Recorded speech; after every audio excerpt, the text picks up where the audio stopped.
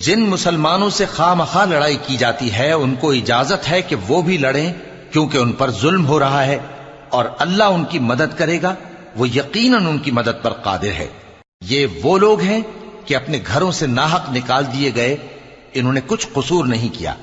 ہاں یہ کہتے ہیں کہ ہمارا پروردگار اللہ ہے۔ اور اگر اللہ لوگوں کو ایک دوسرے سے نہ ہٹاتا رہتا تو خانقاہیں اور گرجے اور یہودیوں کے عبادت خانے اور مسلمانوں کی مسجدیں جن میں اللہ کا کثرت سے ذکر کیا جاتا ہے گرائی جا چکی ہوتی۔ اور جو شخص اللہ کی مدد کرتا ہے اللہ اس کی ضرور مدد کرتا ہے، بے شک اللہ توانا ہے، غالب ہے۔ یہ وہ لوگ ہیں کہ اگر ہم ان کو ملک میں حکومت دے دیں تو نماز قائم کریں اور زکوٰۃ ادا کریں اور نیک کام کرنے کا حکم دیں اور برے کاموں سے منع کریں، اور سب کاموں کا انجام اللہ ہی کے اختیار میں ہے۔ اور اگر یہ لوگ تم کو